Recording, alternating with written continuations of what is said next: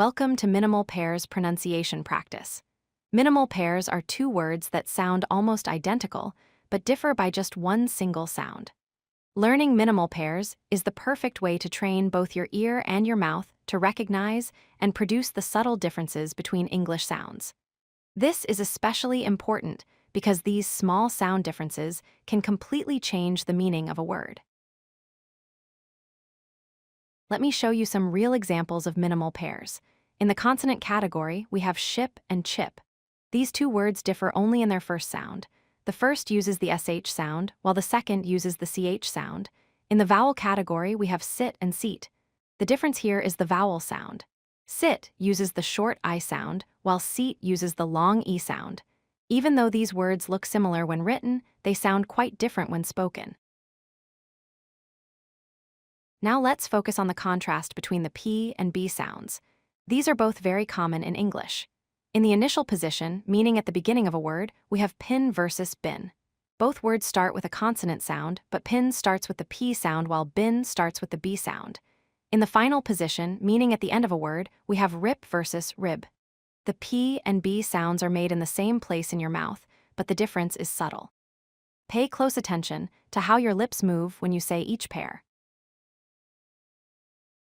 Next, we'll practice the T and sounds. These consonants are very frequently used in English. Starting with the initial position, we compare tin and din. The T sound is crisp and sharp, while the D sound is softer. In the final position, we have bit and bid. Notice how adding just the sound at the end changes the meaning entirely. The T sound is what we call voiceless, meaning your vocal cords don't vibrate. The D sound is voiced, meaning your vocal cords do vibrate. Try placing your tongue in the same position and feel the difference. Let's now practice the S and SH sounds. These are fricative consonants, meaning air flows through a narrow opening. In the initial position, we have sin and shin. The sound is sharper and more forward in your mouth, while the SH sound is deeper and rounder. In the final position, we compare face and fish. The sound is lighter and thinner, whereas the SH sound is thicker and fuller. These two sounds are very common in English words, so practicing them well will really improve your pronunciation. Now we'll work on the TH and sounds, which many English learners find challenging. In the initial position, we have thin versus sin. The TH sound requires placing your tongue between your teeth, while the say sound keeps your tongue behind your teeth. In the final position, we compare breath and press. The TH sound is made with your tongue between your teeth, creating a softer sound.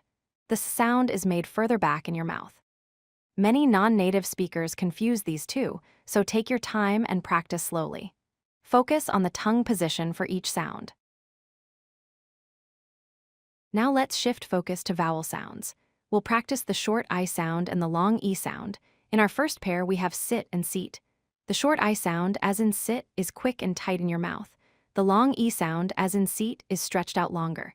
In our second pair, we have bit and beat.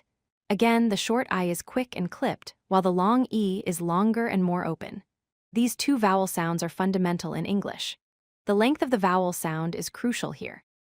Practice saying each pair and notice how your mouth position and the duration of the sound differ. Here are 4 essential tips for mastering minimal pairs.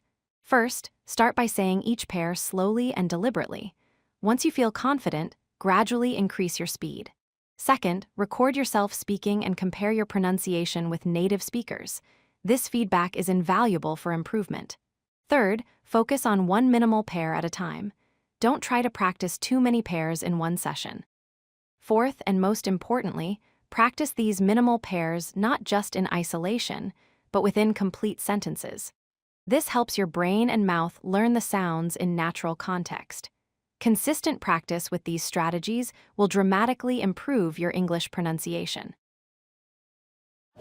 If you like this video, hit that like button and don't forget to subscribe. Visit codelucky.com for more such useful content.